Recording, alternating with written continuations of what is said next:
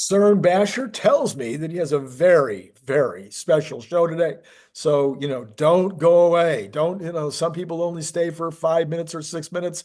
No, you have to stay to the bitter end today because CERN is going to be more interesting than ever. And most of you think he's pretty interesting to begin with. So, CERN, how things? Things are great, Randy. Thank you very much. So things are very well here, but you're going to be on the hot seat today. I'm going to be on the hot seat. So to your viewers, don't leave because you're going to see Randy on the hot seat. Squirming. I don't think so. I think you'll Oh, handle this very well. oh, I see. I see. Well, Yeah. I don't know. Now that you've said that, you've set the bar high. Yeah. Well, speaking of bar high and speaking of the hot seat, there's a perfect segue into this image. Oh, looky there. Do you know what this is? It looks like a rocket's red glare, but I could be wrong. Yeah, it's actually an important one because it's the 250th Wow. dedicated Starlink launch. Wow. 250. Right? It's phenomenal how many SpaceX rockets are going up these days. It's true. It's true. What a nice shot, too. Look at the color. Isn't that beautiful? Very nice shot. Yeah, yeah. Yeah, Good art. very good art. Yeah.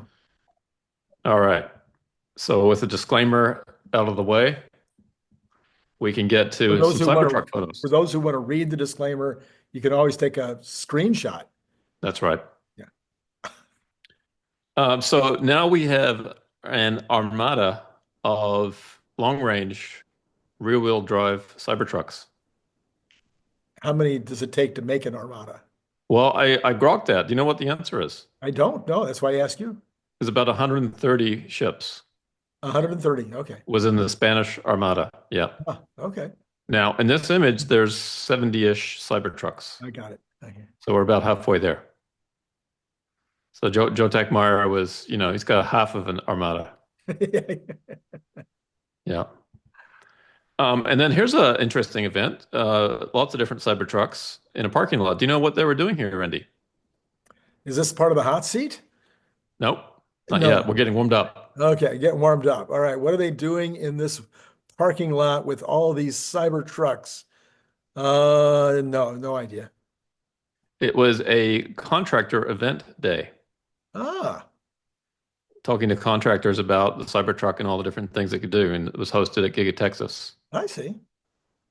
As Joe here says here, it's kind of like a triangle fashion show. So Yeah. that's pretty cool. I think there would be a lot of contractors very interested in the Cybertruck. Well, this is the Uh, kind of thing I've been saying forever they need to take on the road. I mean, I yeah, don't understand if you're not going to advertise, then get a road show going and take a Model 3 Performance, take a truck, maybe a Model Y, performance to whatever, take them out, let people drive them, let people see how they work. Just go on a road show. And I think I've mentioned on the show, maybe you've done it too. My kids bought me a ride in a 20 minutes in a Ferrari, and I had to learn how to shift it, which is not what you think it's going to be. Learn how to brake through the curves, which is the opposite of what you think is going to be. Learn how to steer through the curve. Anyway, it was a lot of fun. 20 minutes went by, probably the fastest 20 minutes of my life. And they paid like $100 for that. yeah. Well, a Model 3's performance is faster than a Ferrari. This would be something they could charge for. And It's it wouldn't be interesting. hard to learn. Yeah. Yesterday we had a couple of visitors from Switzerland at our house. Uh-huh. And the guy, he's a pilot, and so the whole steer-by-wire thing for him was not a foreign concept. Oh, yeah. And so I had him drive my Cybertruck, and he loved it. And then when we got back, I asked his wife if she wanted to drive it. And initially, she said no, and then she couldn't refuse. But then, as we were driving around the block, I put it on FSD. Yeah. So she was behind the wheel supervising FSD, and initially she was quite freaked out, Yep. but she got the hang of it pretty quickly, and she was very impressed. Yeah. Yeah. No, it's really hard to get the hang of not doing anything. Right? Yep. She wanted to put her foot on the accelerator. She wanted to signal when we Right. turned corners, and I said, "You don't have to do any of that." And then there was a person walking across the street, and she said, "Is the truck going to stop?" And I'm like, "Yeah, it'll be fine." Don't worry. Well, I've been trying to make a point of constantly reminding anybody in this crowd, anybody that's listening to this channel right now who has a Tesla, if you purchased FSD and you haven't tried it in a while, try it. Mhm. If you didn't buy FSD and you haven't subscribed for a while, subscribe because it's a completely different experience than it was 6 months ago. And it's just, I mean, it's done. It works. It just simply works. Yeah, and the next update I think is going to be a level ahead of that again, so that'll Right. be exciting. Well, Randy, I guess we should talk about this. Apparently, the board is looking for a new CEO of Tesla. Yeah, absolutely. Yeah, the Wall Street Journal broke this news. A very reputable media outlet. It was you Turns used to, out to not be true. yeah, they used to was. Used to was. Yeah, they used to was. Yeah. Yeah. So this got a response from Robin Denholm herself, refuting the story. And so they apparently had told the Wall Street Journal before they published it that this was not true, and they published it anyway. Without the disclaimer. Yeah. It's like it's just Yeah. wrong. Now, I would say it is the board's responsibility to prepare a succession plan for Elon. Sure. So they should be, they should have a list of candidates and be tracking that over time. Hmm. So this is part of the board's responsibility. Um, and then Elon chimed in and said Yep. it's an extremely bad breach of ethics in all caps. So he was all riled up. Yep. Yep. Yep. Elon's not a big all caps guy. And the Wall Street Journal would publish a deliberately false article and fail to include the denial beforehand. So yeah, he's not happy. It would be interesting to see what happens with this. Yeah, I mean, it was this morning on my early show, I was talking about the fact that I believe that the press has gone from the mainstream media has gone from just being incompetent and negligent and in the bag for the Democrats. I mean, those were things that we know. I mean, we just know those three things to be factual. I think it's now gone to the place where they are literally criminally negligent, or they are giving such bad information that people would make incorrect financial decisions based on the things that they're saying. I go into a long conversation about the whole business of what did the PCE yesterday actually do. And the Yeah. PCE actually came in at 2.6, but CNBC on two different shows was only reporting the quarterly PCE that showed up on the GDP number of 3.6 Mm. because it was high and it was higher than expected. And so that fit their narrative better. And it was absolutely, again, I think they're being paid off or something because this is just wrong. This is going to hurt people. That's right. Yeah. And it's interesting too because Wall Street Journal is owned by the Murdoch family, if I'm not Right, mistaken. right, And there's a Murdoch on Tesla's board. right. So that's kind of interesting. Well, for, Um, for years they've talked about that the editorial page is conservative, but for some reason they allow these liberals to write the editorial. I mean, write the news. the news. Yeah. Yeah. Anyway, it'll be interesting to see what fallout comes of this. Yeah. I thought this take was kind of interesting and worth thinking about. He's saying the Wall Street Journal launched a precision engineered destabilization op, not to replace Elon, but to measure the reflexes of the system that protects him. Mm, They wanted to see would the board hesitate?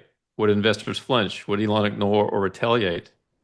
What they got was immediate unified rejection, not just denial, assertion of narrative dominance. right. So according to this poster, it tells them the following. The kill switch doesn't work. Legacy media can no longer override sovereign signal. Their ability to manufacture consent is broken. And then number two, Elon is still central to Tesla's narrative market cap. That's an interesting way to put it. Yeah. Any serious attempt to separate him from the company creates systemic fragility for the entire meme stock reflexivity engine. Not sure I quite buy that, but that's an interesting point of view. Number three, they're scared of what's coming. Tesla AI Dojo, autonomy stack, energy scaling. This isn't a car company. it's a decentralized power grid in motion. And they know once it locks in, it's irreversible. So he's suggesting what we're seeing is the incumbents are trying everything they can to fight back while they still can. Yeah, yeah. And I don't know what they hope to accomplish because everybody wins if Tesla is successful at these projects. Well, not everybody, not the Well, incumbents. okay. Oh, are you talking about the incumbent media? Or are you talking about the incumbents in other, I see, Oil, incumbent oil and auto, auto? unions. Yeah, I suppose they could be looked at as losers in the transition, even as their wealth increases because of the overall increase in everybody's wealth. Yeah, they're not going to be focused on that, Randy. Yeah, They're they're gonna be much focused more on, focused on the here and now. yeah, yep, yep, yep, yep. Yeah. So this will relate in a minute to what you're going to be on the hot seat for, by the way, Okay, all right. giving you a clue here. All right. Okay. Yeah, yeah. And then Jeff Lutz this morning said Tesla has already put a statement out from the board chair, and the CEO yet CNBC still runs this article. So, interesting how the media, even though there's a correction out there, they still went with it. Right. Um, and I saw a CNN article that initially on Google showed the same reporting, but then when I clicked on the article, it had been amended. Oh, wow. Okay. So, kudos to CNN for eventually Yeah, getting it right. yeah, yeah. You may have seen the video yesterday. I thought this was kind of clever art. Well, Mr. President, as they say, I wear a lot of hats. It's true. Even my hat has a hat, has a hat, has a hat. Um, I think that Tesla should start selling merchandise with, all these hats. Yeah, This could become a fashion trend. they should have a baby daddy hat. Yeah, right. Yeah, there's more hats we Yeah. could add. There's a, world's best video gamer hat. Right. Yeah, yeah. Yeah, lots of different opportunities there. All right, now shifting into the deadly serious. Uh-huh. As you know, Tesla spent quite a bit of money over the years on CapEx and R&D, Hmm. right, to build the business. And this is a chart showing the cumulative spend since Q3 2012, Hmm. and we're up over 75 billion since that time. Right. CapEx and R&D. Now, a lot of people may not appreciate the difference between CapEx and R&D. CapEx, you can think of it as more tangible things, and R&D is more intangible. Although the R&D that they could be working on is certainly for tangible products. A lot of R&D is typically salaries of people that they're doing the work. Hmm. Okay. They also have very different treatment in terms of going through the income statement and balance sheet. So R&D you expense as you go. People's salaries you expense. CapEx you actually put on your balance sheet as an asset, Hmm. and then you depreciate it over time. Right. Right. So anyway, so this is here's this CapEx about 50 billion of that, and then R&D about 25 billion. Hmm. Okay, so about 2/3 CapEx, 1/3 R&D. Now, functionally, it's all going to the same thing in terms of, creating new products and trying to grow the company, Hmm. right? And so here are the two kind of side by side on a quarterly basis. And so traditionally, CapEx has been higher than R&D. CapEx has been more volatile than R&D. There's been some bigger peaks and valleys. R&D tends to be more stable because, again, it's mostly salaries of people. So R&D last quarter was the highest level it's ever been at Tesla. And CapEx was a temporary drop from Oh, previous yeah. quarters, Hmm. right? If you know you're going to shut down production for a period of weeks, you know it's going to be a tough cash flow quarter. Why not also slow down some of your CapEx spending in the first quarter as well? Right. Okay. Hmm. So I thought that was kind of a nice visual just in terms of Tesla's spending in these two areas over time. Yeah. Okay. It's again, while they spend a lot compared to other tech companies, they don't spend nearly as much on a percentage basis or on an actual, That's right. basis. I think, if I remember right, Microsoft, I think, said they're spending 75 billion this year. Uh, Yeah, it's in big numbers for those big companies. Right. And as often as the case, Randy, you were one step ahead of me. Uh-oh, not again. Mm. That's okay. Um, just before we leave this chart, we're going to talk about what Tesla expects to spend this year on CapEx. Mhm. Okay. The previous guidance in January on that earnings call was for about 11 billion in 2025. Right. So they spent about 1.5 billion of that. Okay. And so, the remaining amount for the next 3 quarters is going to have to be back up here somewhere. Hmm. Now, in the most recent 10Q, that guidance has come down to an amount exceeding $10 billion. Mm. Okay. So they backed it off a little bit. Okay, but we should expect to see quarterly CapEx of about 2.5 billion going forward, at least for the next 3 quarters, if not Got it. more. Got it. Okay, and that would put you back up here. Sure. So here's that language from the 10K in January, and then this should be, it says 10K, it should be 10Q in April. Hmm. Hmm. So the current one is CapEx to support our projects globally to exceed $10 billion. And then back up here, they're talking about simultaneously developing and ramping new products, building or ramping manufacturing facilities on 3 continents, piloting the development and manufacture of new battery cell technologies, expanding our supercharger network, and investing in autonomy and other artificial intelligence-enabled training and products. So if Tesla's not working on, a few things, right? Just a small number of things they're Just spending a their money on. small number of things.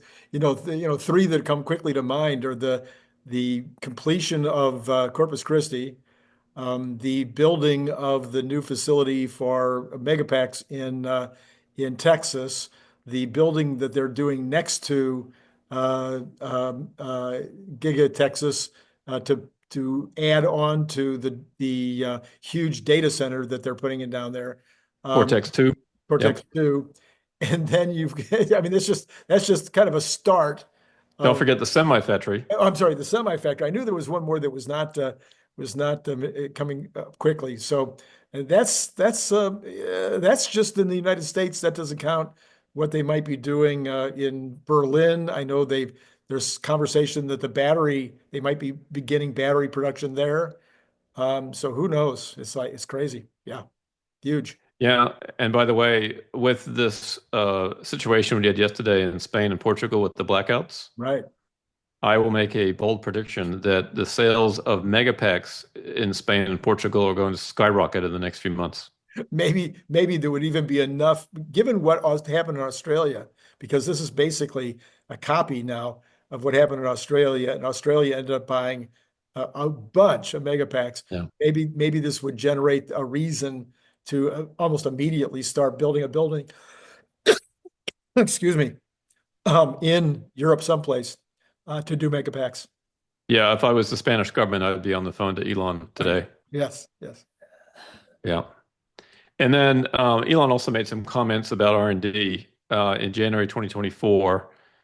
He says there are gigantic differences in the effectiveness of R&D spending between companies. Right. And he was, I guess, in response to questions about the spending that Apple has versus, Microsoft and so on. They spend a lot more. Right.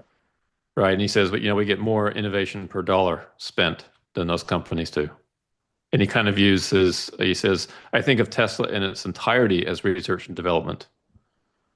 So, Right. everybody's salary could be Right. classified in that bucket if you wanted to. But yeah, it's not just about spending a large amount of money, it's how you spend it. And Elon certainly, as a capital allocator, has proven himself to be very, very clever.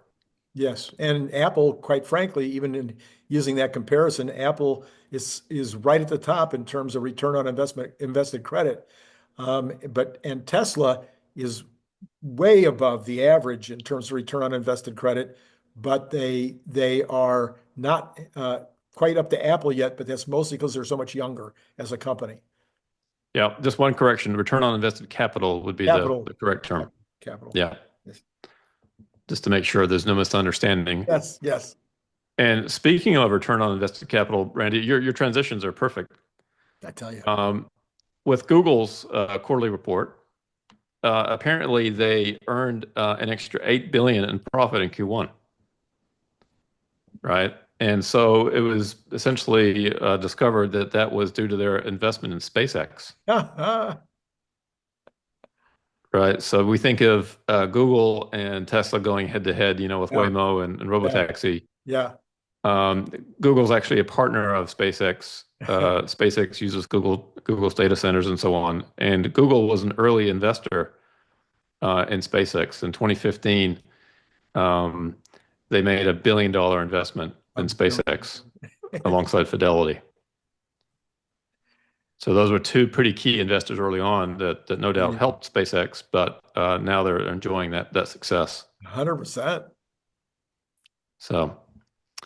As it says here in December, the valuation of Musk's private rocket company had reportedly soared almost 100 billion in just one month, reaching 350 billion after its latest round of employee share purchases. So Yep. the good news for Tesla investors is that Elon's net worth doesn't just hinge on Tesla Right. and not being paid by Tesla, Yeah, right? He still has other ways to make money. indeed. Not that he And, needs it. and recently it's been kind of a toss-up as to whether his primary source of wealth is SpaceX or Tesla, because he owns, I think, close to half of the of the SpaceX shares. A good chunk, yeah. And then speaking of Google, Waymo and Toyota have formed this amazing partnership to advance autonomous driving deployment.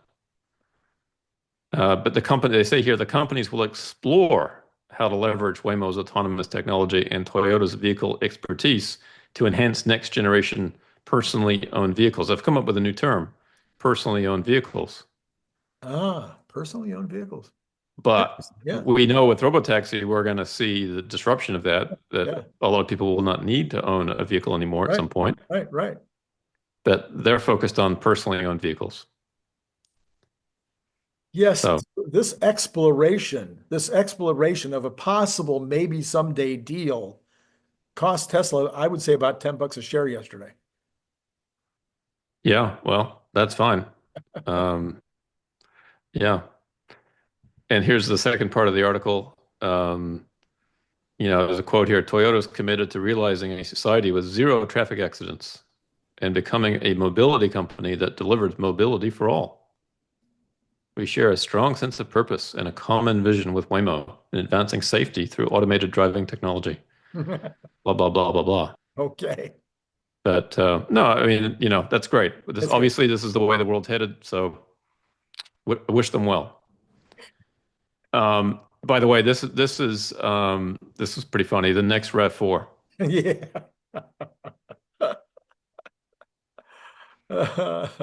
You've got to have redundancy with these LiDAR systems, Randy. Yeah, I put up my own meme yesterday where I compared the Toyota, not quite as ugly as this one, compared the Toyota to a cybercab and said above the Toyota, I soar, and above the cybercab, I candy. Very good. Very good. Yeah. I'm surprised I didn't come across that. I would have included that in the I slide deck know. today.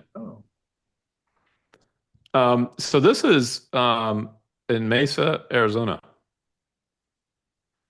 And these are a whole fleet of Jaguar I-Pace vehicles Okay. that are being outfitted for Waymo Oh, okay. by Magna.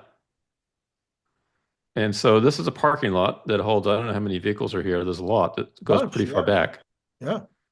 And the gentleman that posted this says these Waymos have been sitting here since at least June 2024. Oh, wow. When I first noticed them, he said, just moved back to this area. The very front ones have the LiDAR installed, and that section has grown slightly. When I took this picture, a Tesla Model Y drove out of the employee lot. Funny not to share that part.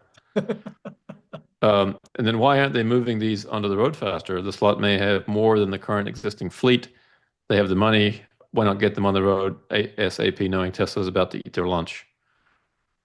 So Wow. This is I news. guessed that there may be some issues, getting the LiDAR equipment, getting the LiDAR installed. Somebody suggested that they might have turned over this fleet and that these are just new ones coming in. If Magna's doing the work, then every week or so there's vehicles being put out in the fleet. But then somebody mentioned that Jaguar stopped making the I-Pace in December of 2024. So there may not be any new ones coming to refresh this. So this lot may be pretty static. We don't know yet, but it is kind of interesting. That is really It bizarre. seems quite likely that they're having some difficulty with something here, which is why they're all sitting here. Yeah, yeah. Very But bizarre. Very weird. they're trying to scale. I'm not sure how effective they're doing it, but they're trying to. Yeah. All right. Snow White and the Mag 7. So we knew a day would come when, the Mag 7 were no longer the leading companies. And we've had a period of time when all of the Mag 7 has been down quite a bit. So it's time for the cartoons to come out. I see. Okay. All right. So we talked about the Spanish grid, and I thought this was kind of an interesting chart on American and Chinese power generation. All right. So the U.S. Curve there looks pretty flat, Yep. and China's gone pretty vertical. And then it's overlaid here in yellow down at the bottom with the largest training cluster and then total AI demand the expectation out to 2030. So it's possible that the total US power generation is consumed by total AI demand. Yes. So this can't happen, obviously. We're going to have to find ways to accelerate this curve.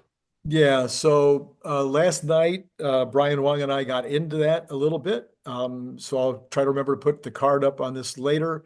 Brian and I will be continuing our conversation about all of the possible ways that energy is probably coming to the United States. Jensen Huang mentioned it yesterday in his talk, in terms of the second layer, you will, of AI is energy. People have been talking about over and over again that energy is wealth, that you can almost predict a country's wealth by the amount of energy that they deploy.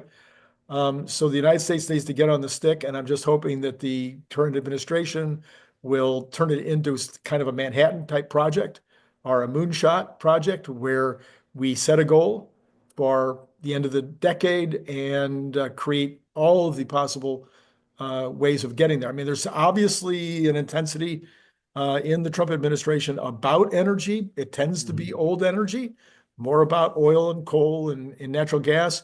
But it needs to be, as O'Reilly used to say, it needs to be all of the above. And we really need the solar and the nuclear components, especially, to be given some tremendous underpinning and opportunity to grow as fast as it possibly can. Yeah. No, I agree with that. And somebody attached to this post asked Elon, what would be the best power source to satisfy such demand? And Elon said solar plus battery. Interesting. Thank you for that. That'll be useful in Brian and my discussion. Yeah. Now, I think Elon in the past has said that there's a need for fossil fuels, and he may have even talked about nuclear. I'm not He sure, did. but Yeah, absolutely. yeah, Many times. Yes. yeah, yeah. Okay, Randy, it's time for you to be on the hot seat. I see. I want you to pretend for a minute that you are Tony Seba. Okay. Okay, now you've got a shirt on that looks very similar to the cover of Tony's latest book, There you Stellar. go. Oh, yeah, yeah. Okay, so just to set the stage here, so what Tony is talking about in Stellar, among other things, and I did a show with Herbert on sort of my review of the Stellar book, and I just kind of scratched the surface. But this chart is kind of the crux of kind of everything that's underpinning this. And as you mentioned a minute ago, energy is critical. And if you can get to the point where with energy, solar, wind, and batteries, SWB, you can get energy, the cost of energy trending towards zero over time. Yep. And again, Tony talks about this in all his work and in the book, so we won't discuss that today. But the same thing he thinks will happen in transportation with autonomous electric vehicles, AEVs. You get cost of that trending towards zero over time. Right. He's also talking about the possibility of that for food with precision fermentation. I have some questions for him about that. And then he's talking about the cost of intelligence with AI and then the cost of labor with humanoid robots and robots in general, Now, trending towards zero. the cost of my intelligence is already very close to zero. That may be true. Right. That may be true. So the rest of the world will catch up to you at some point. Right. So he's saying these are foundational these are foundational sectors, Mm-hmm. and you drive the cost, towards zero in these areas, and you get profound change in the economy. Right. Okay. Clearly. So he talks about going from an extraction-based economy to what he calls a stellar economy, right? And so, for example, with artificial labor that he calls AL, he says we can free ourselves from labor and being an input into the system. So the new system now works for us rather than us working for the system. But what that means is that we'll need different political, economic, and societal structures. Right. So he's talking about this transition from this extraction-based system that we have today that all of us, it's the only thing all of us have ever known. Mm-hmm. We've grown up in it. We're completely indoctrinated in how this works. Mm-hmm. He says what we really need is this new system, this stellar system. So later today, Herbert and I are going to interview Tony.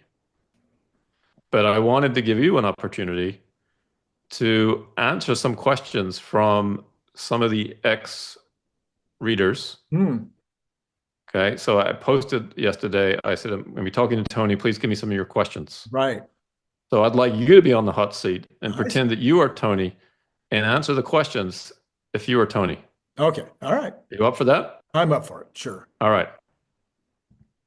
So Tony talks about this transition, on the old medieval maps, from point A to point B. In the middle is this here be dragons. Mm-hmm. And this is kind of what we're diving into now, right? Here are the issues. Like this new system sounds great. And we know what the old system's like, but how do we get to that point and navigate through this path where all these dragons are laying in wait, ready to kill us? Gotcha. Yep.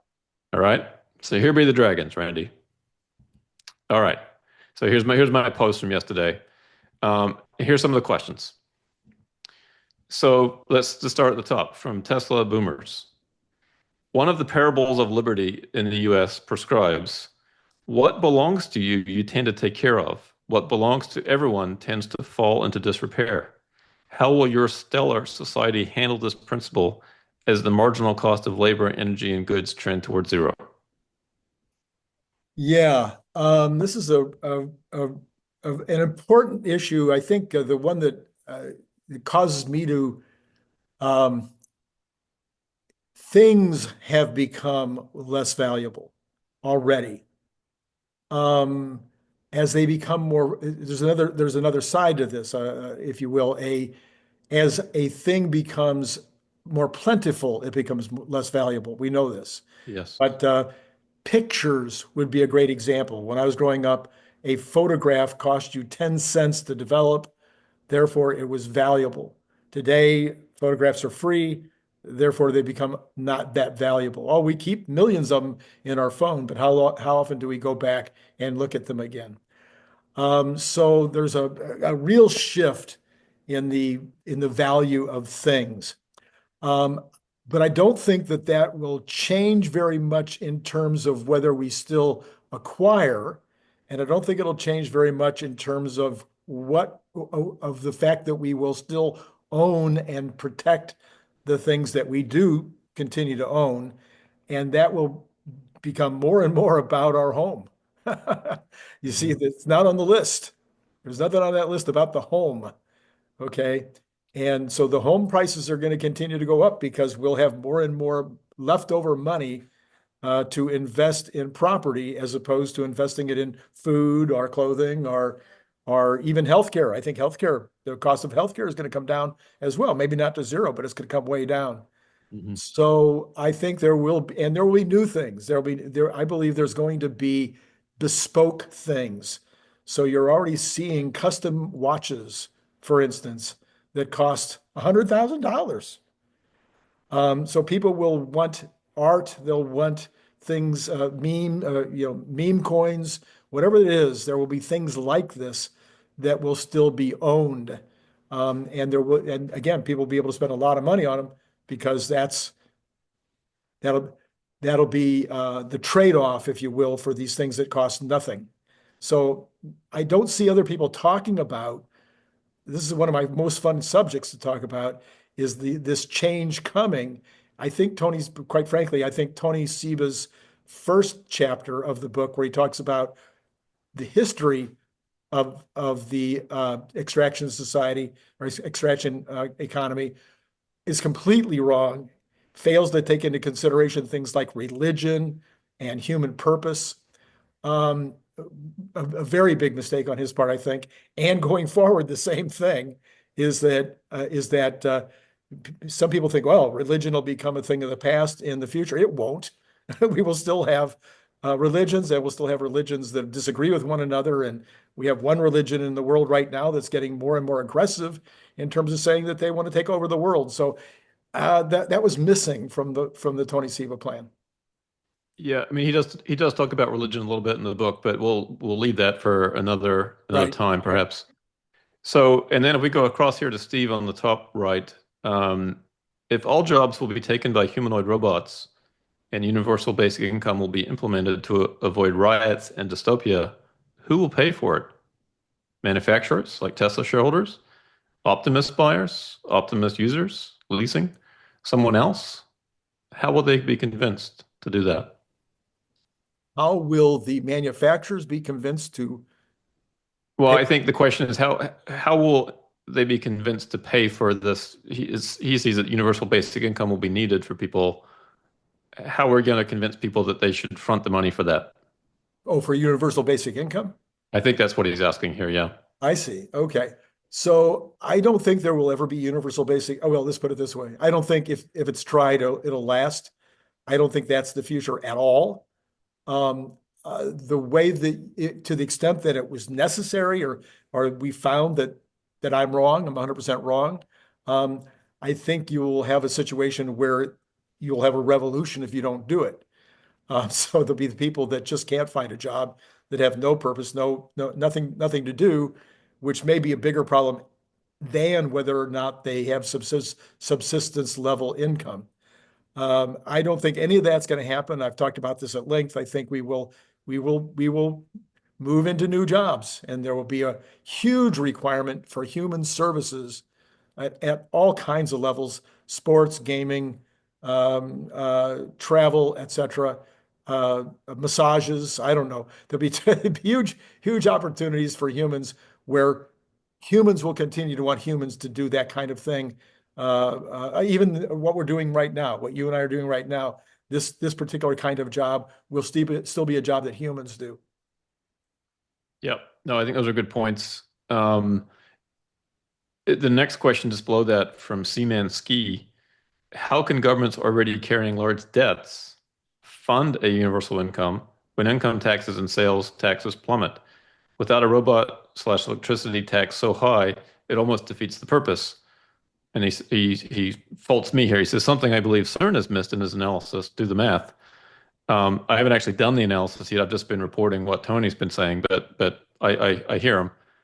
So what are your thoughts about that, Randy? The one thing that I kind of have posited is that the governments will just print the money, because if we have massive deflation from robotics, right, humanoid labor that's unlimited, deflation from AI, governments that are heavily indebted do not want to pay off those debts with deflated dollars, deflated currency, right? Yeah, They've got to maintain inflation. Otherwise, it gets very difficult to pay off any debt.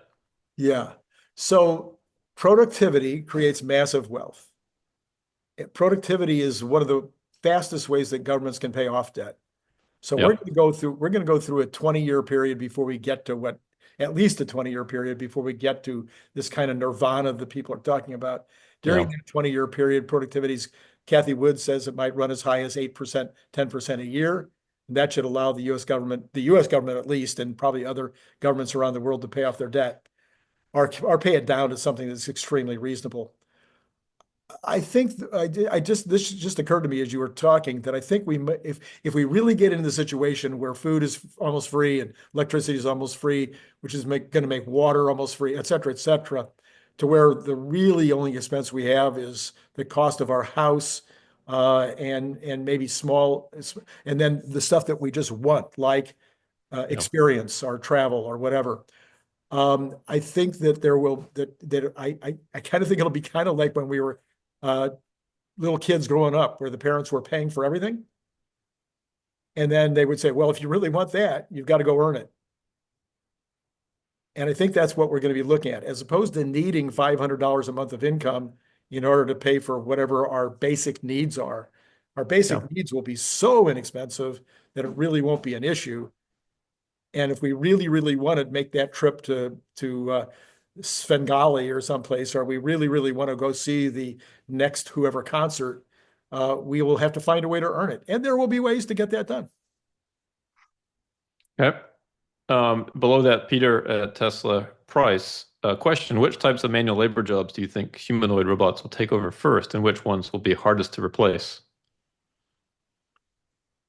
Part one is pretty easy. Everybody talks about it. I'm not 100% sure they're right.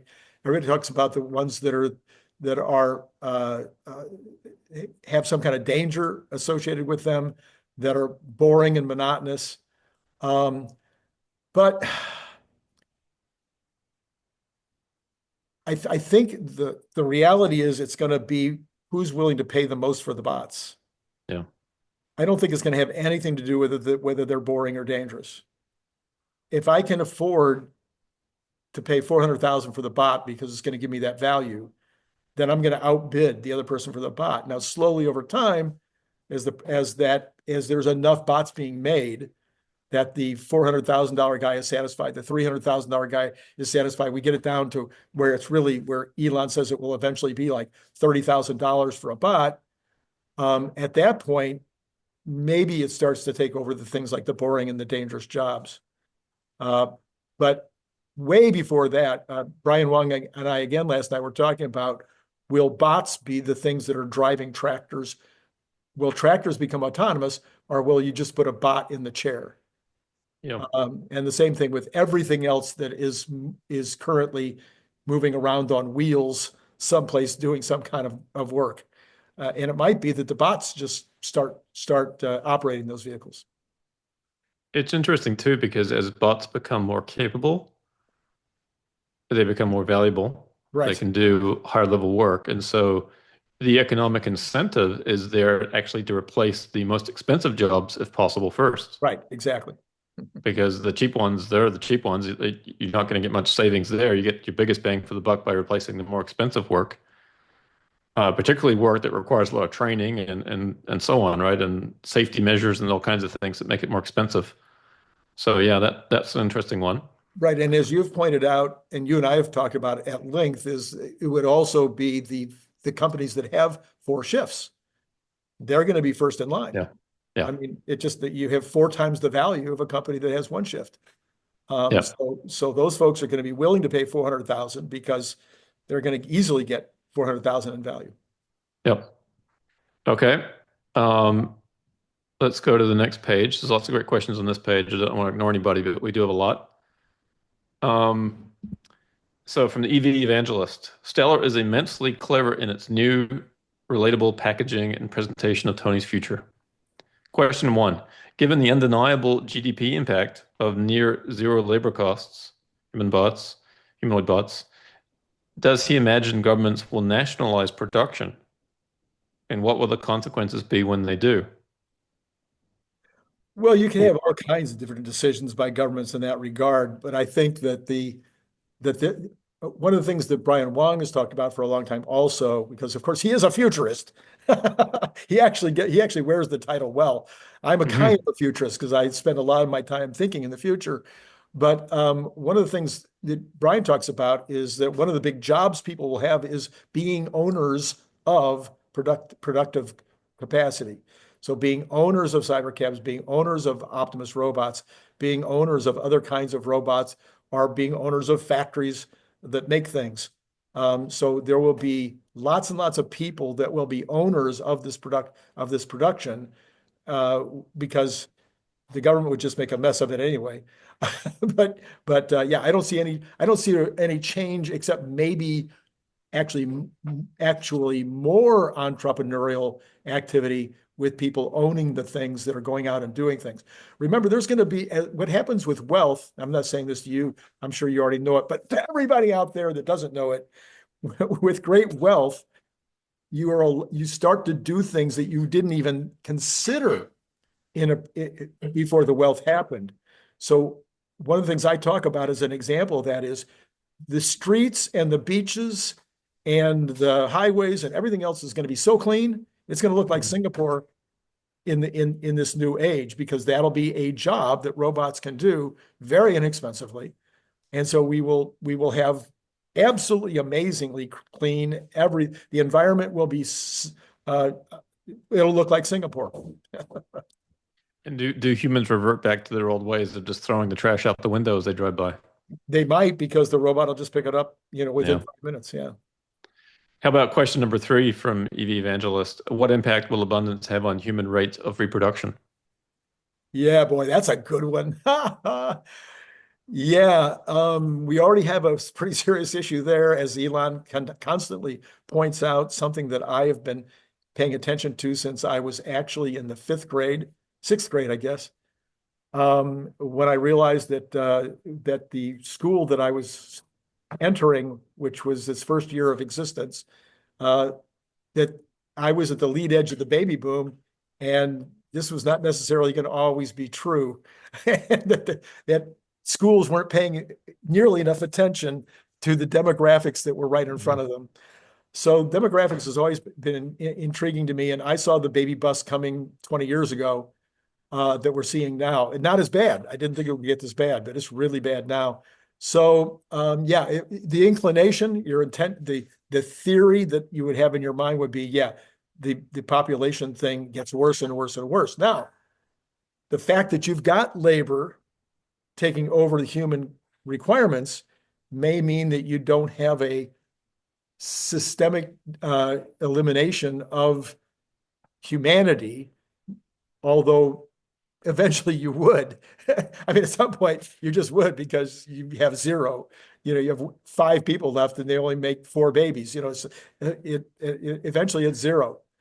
But at least it wouldn't necessarily have this kind of fall off the cliff decline that Elon's talking about, if you have the robots doing the work, because you haven't had that opportunity in previous examples in history. Yeah, I guess the question is raising kids a much more joyful experience if you have the help from robots? It might Um, be, and I spent a lot yeah, of time in previous videos talking about the robot as a kid's coach, yeah, they're already talking about a permanent tutor in the child's life. It's just AI, not even the robot. There's all kinds of ways that it could make raising kids easier. But the question is, does it make it interesting? right. Yeah, Yeah, it's a big question, isn't it? it is huge, huge question. And then over to Sam there on the top right, he says, could you ask Tony how he envisions the price of energy trending towards zero, as he predicts, while reconciling this with the potentially infinite energy demand driven by post-singularity AI? Right? We saw in that previous chart where the AI is going to gobble up all the current US generation capacity, Right. right? And so does this energy cost trending towards zero, stay ahead of that?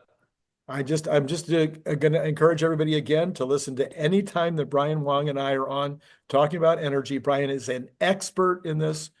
He is talking to the CEOs of the companies that are doing the mini reactors and even some of the bigger reactors. He studied it backwards, forwards, and inside out. I don't think it's going to be let me say the short answer, don't think it's going to be an issue between solar and battery and fission and fusion, and even stuff that is on the horizon, like room temperature conductivity, which would dramatically increase the usability of electricity. I don't think this will be an issue. The opportunity is there to make abundant amounts of power. Okay. No, that's great. Lots more great questions there. Let's go to the third page. Um, this one here on the bottom left. So Tony talks about precision fermentation, and I think that's the one that a lot of people are the least excited about, right? We think of Impossible Burger Right. and all kinds of other things that, don't really seem that appealing. So this person says, today the milk we drink is not really the milk as our body originally evolved on. It's ultra pasteurized, homogenized, and hence molecules are quite different and assimilated by the body very differently. Same with GMO foods.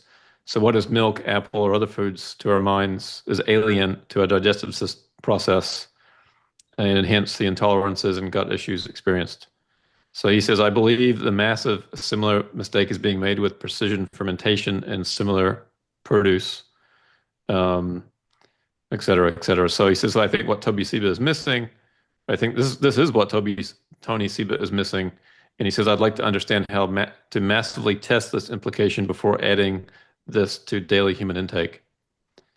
Do you have any thoughts on this Yeah, part of Tony's thesis? I actually see a different future. Now, it could be that this fermentation, this method, there's a couple of different approaches that people are trying with regard to this fake food, if you will. Or, Tony says it's actually more real than real food, but anyway, anyway you want to look at it, I think there's going to be maybe a return to localized production of food because you don't want to transport it all over the place. I think there's going to be maybe a return to a lot of backyard growing of food, production of food, because you'll have a robot to take care of it. Yeah. I have the blackest thumb of all black thumbs in the world. I kill plants. I never grow plants. But if I had a robot that knew when to water it, what kind of soil to use, was looking at it every single day to make sure it wasn't getting any kind of bugs or whatever, I would absolutely, even though I'm living in a townhome and I only have a few square feet of property, I would have tomatoes and strawberries and all kinds of those herbs, et cetera, growing right there in that little space that I have off the back of my house. And people that have a backyard could have, really significant crops if they had somebody to take care of it. So I think that's one of the reasons that food will go to almost zero is we will be growing it ourselves and we will have localized farming for those things that we don't grow ourselves. And we'll get to experience what a strawberry actually is supposed to taste like. Or a tomato. Yeah, that's right. Yeah. So lots of great questions here. In the interest of time, here's the last page. Um, this Alex Bailey says it seems the greatest obstacles lie in the interest in the current fossil fuel system, seeking to delay and distract the public. And he's asking about, what can we do to spread this positive message to the public and raise more funds for this expansion? I don't know, Tony, if you have any thoughts on that. So, so okay. So I have great confidence in the capitalist system for doing things. I also believe that nuclear and solar will win. Batteries combined with both, by the way, not just solar, but there will be batteries associated with nuclear. So I think those two right now, based on what we have, because we don't have fusion yet, but those two are the winners. They're going to be the winners long term. But I think that whatever that transition is, whether it's 20 years or 30 years or 40 years, um, it will transition as the value proposition changes. And people will stop using oil when oil is expensive and nuclear is inexpensive. Mhm. I've spoken of this a few times before on the show, but it was kind of an interesting situation when I went from age 11 or 10 to about 13. We had coal. We had a coal bin in our basement, and my dad decided to switch to oil. So they took out the coal bin and put in an oil container. And so we had the oil man come once a month or once a quarter or whatever it was and fill that thing with oil. Then we moved to a new house and it was gas. And meanwhile, my grandmother was using steam. So, so it changes. We have these changes in the way that we do things, and various products will eat the other one's lunch at some point, and that will happen in the next 20 years, just like it did in the last 20 years. Good response. Here from the real deal, back to an earlier discussion we had, he says if future new houses can be built in sparsely populated areas for, say, 10% of today's cost, what happens to people with 20 or more years to go on a 30-year mortgage? Oh, I think that the future of housing is going to be really funny. It's the one thing that, as much as I've thought about it, and I have a lot of experience in real estate, or not personally doing real estate, but clients that were in real estate. I've written two books on real estate. Um, it's the least thing. It's the thing that I feel least confident about predicting the future, because as the population declines, regardless of his issue, as the Yeah. population declines, we've seen what's happened in Japan. Japan's real estate is worth half of what it was 20 years ago. We're probably going to see that in the United States unless we continue to bring in enough immigrants in order to make up for our decline. So, but what do I do? What I do know about property is really, really, really good property probably will keep going up, especially as people have more money to spend on property. So beachfront property, golf course property, et cetera, is probably going to do the best. It's always better to buy good quality property. But he's 100% right. We're going to be able to build housing cheaper, and it's not going to be needed. It's not going to have to, it's not going to, it'll need sewer, maybe. We might even have the ability to completely recycle sewage on property. But it looks like we'll get to a point where new homes will not need to be attached to the grid at all. Yeah, we need fertilizer for those tomatoes, Randy. So, yeah. It's interesting too, in Tokyo, it's my understanding that a lot of homes there don't really go for much more value than the value of the land because people highly customize their houses, Yeah. which makes them very unappealing then to the next buyer. Right. And I wonder if that kind of trend continues, if making and building homes becomes so cheap, why not make and build the craziest thing you can imagine? Right. And, who cares? Yeah. Yeah. Yeah. Yeah. Again, to the whole bespoke idea, people Yeah. having plenty of money to customize everything. Think about the filigree and everything that was on buildings and homes, 300, 400 years ago. Yeah. Um, uh, we got away from that as we got into this practical age. Yeah. But that practical age may be the thing that goes away as people just have, again, tons of time, tons of money, and they be able to decorate their homes in very interesting ways. So are you saying that our bots are going to create Taj Mahals for all of us? They might create the building, but I think people will want the customization. They'll want the human, they'll want a signed, they'll want whatever it is that's done that's clever to be signed. Yeah. Yeah.